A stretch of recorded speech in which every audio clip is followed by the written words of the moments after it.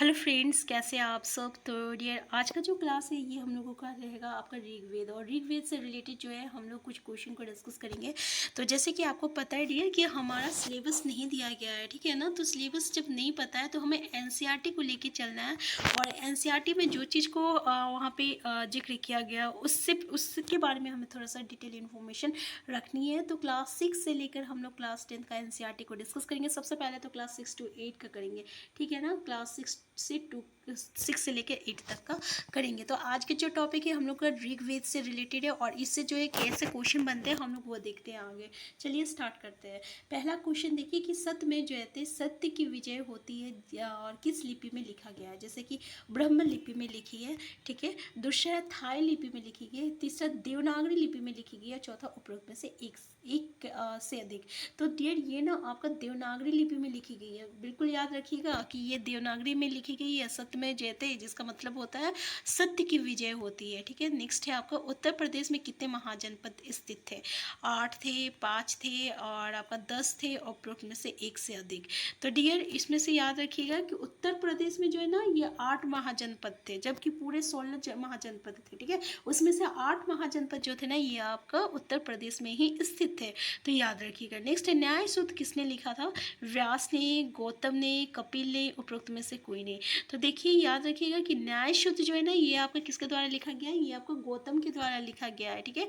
न्याय सूत्र जो है ना गौतम के द्वारा जो है लिखा गया है। और न्याय सूत्र एक तरह का भारतीय संस्कृत ग्रंथ है, ठीक है, जो कि आपका गौतम द्वारा लिखा गया है, मतलब रचित है, और हिंदू दर्शन के न्याय संस्था का आधारभूत पाठ है, ठीक है। जैसे कि व्यास किसके द्वारा लिखा है, तो वेदांत सूत्र के द्वारा लिखा गया है। कपिल जो है सांख्य सूत्र के द्वारा लिखा गया है। और चरक जो है श्रुतृत संहिता के लेखक और आयुर्वेद के विशेषज्ञ के द्वारा लिखा गया है। तो ये 4 चीज़ को आप बिल्कुल याद कर लीजिए कि भाई न्याय सूत्र जो है ना ये आपका गौतम के द्वारा लिखा गया है। व्यास जो है ये वेदांत सूत्र के द्वारा लिखा गया है।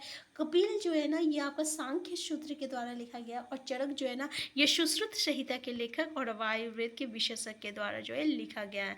नेक्स्ट क्वेश्चन हम लोग देखते हैं कि उत्तर वैदिक अनुष्ठानों में सोम रस शब्द का तात्पर्य क्या है। जैसे पका हुआ चीनी मिट्टी का एक प्रकार है, या एक विशिष्ट पवित्र वृक्ष है, या आपका वनस्पति से तैयार किया गया एक अनुष्ठानिक नशीला पेय है, या बलि में इस्तेमाल किए जाने वाला एक हथियार है। तो याद रखिएगा ये जो सोम रस है ना, इसका जो वैदिक में सोम रस अनुष्ठान में जो सोम रस का प्रयोग किया गया, वो आपका जो है ना ये वनस्पति से तैयार किया गया एक अनुष्ठानिक नशीला पेय है। क्या है, एक पेय है, ठीक है ना। तो याद रखिएगा। नेक्स्ट है ऋग्वेद, सामवेद, यजुर्वेद संयुक्त रूप से कहलाते हैं, ठीक है। तो देखिए ये तीनों को हम लोग क्या कहते हैं, संहिता कहते हैं, स्मृति कहते हैं, वेदित्री कहते हैं। तो बिल्कुल सही है, ये तीनों को ना हम लोग वेदित्री कहते हैं। याद रखिएगा वेदित्री कहते हैं, ठीक है। तो अब हम लोग थोड़ा सा ना वेद के बारे में डिस्कस करते हैं, क्योंकि कभी कभी हम लोगों को क्वेश्चन में वेद से रिलेटेड आ जाता है, जो कि काफ़ी इजी रहता है, ठीक है। तो देखिए सामवेद की जड़ें जो होती है ना ये आपका जड़ी समान है, और जिसका अर्थ होता है धुन, ठीक है। तो धुनों का संग्रह को हम लोग क्या कहते हैं, सामवेद। अगर पूछ दिया जाए सामवेद मतलब क्या है, तो भाई ये धुन के बारे में बोल रहा है, ठीक है ना, इसका मतलब धुन होता है। सामवेद जो होता है मंत्रों की पुस्तक में कितना सूत्र है, तो देख लीजिए 1549 है, ठीक है। 1549 यानी एक कम जो है 1550 होता है। तो यहाँ पे क्या है 549 है। सभी भजन 75 को छोड़कर ऋग्वेद से लिए गए हैं, ठीक है। किससे लिए गए हैं, तो ऋग्वेद से ही लिया गया है सामवेद को। और ये जो है ना वेद भारतीय संगीत के लिए महत्वपूर्ण है। अब देखिए अभी इसमें जो है किसके लिए इम्पॉर्टेंट है, तो ये अभी हम लोग देखिए धुन का संग्रह है। धुन का संग्रह मतलब क्या हो गया, संगीत के लिए ये महत्वपूर्ण है सामवेद, ठीक है। इसमें जो है ध्रुपद राग है। कैसा राग है भाई, तो ध्रुपद राग है। नेक्स्ट हम लोग का जो है ना ये यजुर्वेद है। और यजुर्वेद मतलब क्या होता है, तो ये प्रार्थना की पुस्तक है, एक कर्मकांड वेद है, ठीक है। इसका 2 ग्रंथ है, शुक्ल जिसको हम लोग श्वेत या चमकीला कहते हैं, और कृष्ण जिसको हम लोग काला और गहरा कहते हैं, ठीक है। मतलब ये इसका 2 ग्रंथ शुक्ल है, जैसे कि श्वेत या चमकीला, और कृष्ण काला और या गहरा है, ठीक है। तो याद रखिएगा 2 ग्रंथ शुक्ल है, ठीक है। और शुक्ल यजुर्वेद ने छंदों को व्यवस्थित और स्पष्ट किया है। कृष्ण यजुर्वेद में छंदों का एक अव्यवस्थित, अस्पष्ट और प्रेरक संग्रह है। ठीक है। तो अगर हम लोग बात करें कृष्ण यजुर्वेद में, तो छंदों का जो है एक मतलब कि अव्यवस्थित, मतलब जो ठीक तरीके से, अव्यवस्थित तरीके से नहीं है, स्पष्ट नहीं है, और प्रेरक संग्रह है। ठीक है। नेक्स्ट हम लोग का जो इम्पॉर्टेंट है ये आपका ऋग्वेद के बारे में। तो ऋग्वेद सब जो है सबसे पुराना ऋग्वेद है, जो कि भजनों का संग्रह है, और दुनिया की जो है ये सबसे पुराने धार्मिक ग्रंथों में से एक है। अगर हम लोग बात करें तो इसमें मानव जाति का पहला वसीयतनामा भी कहा जाता है। मानव जाति का पहला वसीयतनामा भी जो है ये ऋग्वेद में आता है। ठीक है। और इसमें कितना सूत्र है तो ये पूछा जाता है। तो सूत्र जो है 1028 है। कितना मंडल है तो इसमें 10 और ये 10 मंडल जो है 10 पुस्तकों का जो है एक तरह का संग्रह है। अगर नेक्स्ट पॉइंट हम लोग बोले तो 2 में से 7वें मंडल तक जो है 6 मंडल सबसे पुराने हैं, और सबसे पुराने मंडलों को गोत्र वामशा मंडल कहा जाता है। ठीक है। तो 2 से 7वें मंडल तक में जो है सबसे छोटे मंडलों को गोत्र वामशा जो है दिखाई देता है, और कुल ग्रंथ कहा जाता है, और पारिवारिक पुस्तक भी कहा जाता है, जिनमें से प्रत्येक ऋषि कृत समद और विश्वामित्र वामदेव आदि जो है भारद्वाज वशिष्ठ के लिए के एक विशिष्ट परिवार से संबंधित है। नेक्स्ट हम लोग देखिए 8वां मंडल जो रहता है ना, ये आपका कण्वों और अंगीरों से संबंधित है। याद रखिएगा कि आपका कण्वा और अंगीरों से संबंधित है 8वां मंडल। 9वां मंडल जो है ना सोम भजनों का संकलन है, और तीसरे मंडल जो है ना ये गायत्री मंत्र है, जिसमें सूर्य देव जो है सावित्री की स्तुति में संलग्नित करते हैं। ठीक है।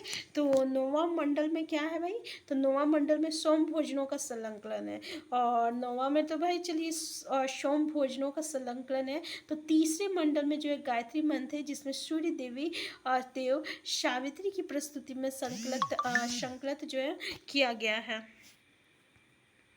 नेक्स्ट है सरस्वती। ऋग्वेद में देवी नदी है। ठीक है। तो पूछा जाता है कि ऋग्वेद में किस नदी का जिक्र किया गया है, तो ये सरस्वती जो है ना ये देवी नदी कहा गया आपका ऋग्वेद में, और कहा जाता है कि पहले और 10वें मंडल में मंडल को में जोड़े गए थे, और कहा जाता है कि पहले और 10वें मंडल जो है ये बाद में जोड़ा गया था।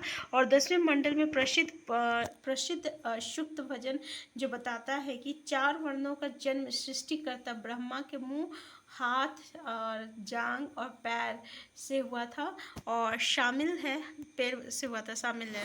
तो नेक्स्ट हम लोग का क्वेश्चन कि किस वेद में सबसे प्राचीन वैदिक युग की संस्कृति के बारे में जानकारी दी गई है, ऋग्वेद में, यजुर्वेद में, अर्थवेद में। तो याद रखिएगा प्राचीन वैदिक युग की संस्कृति के बारे में जानकारी जो है हम लोगों को ऋग्वेद में ही मिला है। नेक्स्ट है वैशाली निम्न में से किस महाजनपद की राजधानी थी, वज्जी, कौशल, काशी और मगध। आंसर क्या हो जाएगा डियर, तो याद रखिएगा इसमें क्या बोल रहा है आपको, वैशाली निम्न में से किस महाजनपद की राजधानी थी, ये आपको वज्जी की थी। ठीक है। कहाँ की थी, वज्जी की थी। तो देखिए इससे रिलेटेड हम लोग कुछ एमसीक्यू क्वेश्चन यहाँ पर डिस्कस करने की कोशिश करेंगे, जैसे कि काशी जो थी वाराणसी में थी, और कौशल जो था ये आपका श्रीवास्ती है, और वज्जी जो है ये आपका वैशाली, ये आपका वैशाली है, और मगध जो है पाटलिपुत्र जो है पिछली राजधानी राजगीर है। ठीक है। तो यहाँ पे आप लोगों को कुछ मतलब कि जगह दिया गया है, उसका जो है आपका राजधानी निकालना है, तो देख लीजिए प्लीज़, एक बार अच्छे से देख लीजिएगा कि कौन कहाँ है। नेक्स्ट है वैदिक काल में 8वें प्रकार के विवाह होते हैं, जो उनमें से कौन सा विवाह प्रेम विवाह है। तो वैदिक काल में 8 प्रकार के विवाह होते हैं। ठीक है। इसमें ब्रह्म विवाह, गंधर्व विवाह है, तो याद रखिएगा इसमें आपका क्या है, गंधर्व विवाह है। आंसर क्या हो जाएगा, आंसर बी हो जाएगा। ठीक है। तो याद रखिएगा गंधर्व विवाह। अब हम लोग थोड़ा सा जो है विवाह के बारे में डिस्कस करते हैं, क्योंकि इससे क्वेश्चन हमें जो है हमेशा देखने को मिला है। तो जैसे कि ब्रह्म विवाह जो होता है वैदिक अनुष्ठानों के साथ साथ प्राण में विवाह, वैदिक अनुष्ठानों के साथ समान वर्ण में विवाह, इसको हम लोग ब्रह्म विवाह कहते हैं। गंधर्व विवाह मतलब होता है प्रेम विवाह, और देव विवाह मतलब होता है कन्या का पिता अपनी पुत्री को दान स्वरूप में किसी पुरोहित अथवा पंडित को दान कर देता है, इसको हम लोग दान विवाह कहते हैं। और हर्ष विवाह जो होता है ना, हर्ष विवाह मतलब क्या होता है कि आपका हर्ष विवाह में वर पक्ष से गरु का जोड़ा लेकर कन्यादान दिया जाता है, और दहेज के बिना किया गया गया विवाह। तो देखिए, दहेज के बिना किया गया वह विवाह जो है ये कौन सा विवाह है? तो ये आपका प्रजाप्त विवाह है। अशुर विवाह कौन सा हुआ? तो धन के बदले किए जाने वाले विवाह को हम लोग अशुर विवाह कहते हैं। और कन्या का अपहरण करके विवाह जो होता है इसको हम लोग राक्षस विवाह कहते हैं। और पता है पिशाच विवाह क्या होता है? तो इस शादी में जो है ना लड़की जो रहती है होश में नहीं रहती है, तो जबरन जो शादी होता है उसी को हम लोग पिशाच